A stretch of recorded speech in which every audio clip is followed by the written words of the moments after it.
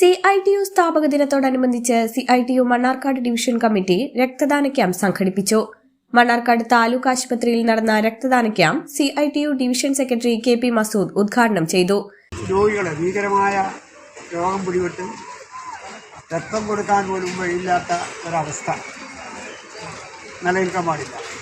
രോഗികളെ രക്ഷിക്കുക എന്നുള്ളതാണ് നമ്മുടെ കടമ. അതിനുവേണ്ടി ഇന്ന് CITU സ്ഥാപക ദിനം ഇന്ന് മണ്ണാർക്കാട് 3:30 മണിക്ക് പുതു ബിൽഡിങ്ങിൽ വെച്ചിട്ട് അതിൻ്റെ സ്ഥാപക ദിനം നടക്കും. അതിൻ്റെ ഭാഗമായിട്ട് ശുചീകരണ പ്രവർത്തനം മണ്ണാർക്കാട് GOP സ്കൂളിൽ നമ്മൾ നടക്കും.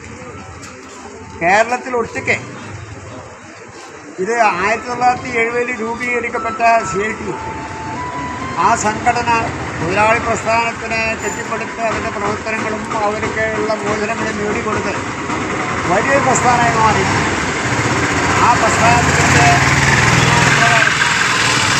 മണ്ണാർക്കാട് ഗവൺമെൻറ് ആശുപത്രിയിൽ CITU തൊഴിലാളികൾ രക്തം ദാനം ചെയ്തു.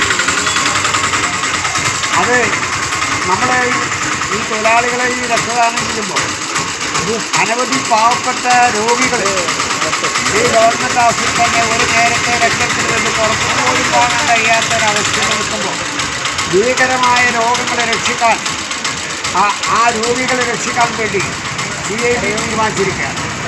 അതിൻ്റെ ഫലമായിട്ടാണ് ഇന്ന് രക്തദാനം ചെയ്യുന്നത്. അതിലൂടെ പങ്കെടുത്ത ഉമാജിൻ്റെ ഷിജു പോലുള്ള സഖാക്കളും അതുപോലെ ലോക്കൽ കമ്മിറ്റി സെക്രട്ടറി രക്തദാനം ചെയ്യുക. ഈ പറയുന്ന സഖാക്കളൊക്കെ ഈ രാജ്യത്തെ ജനങ്ങളെ രക്ഷിക്കാനാണ്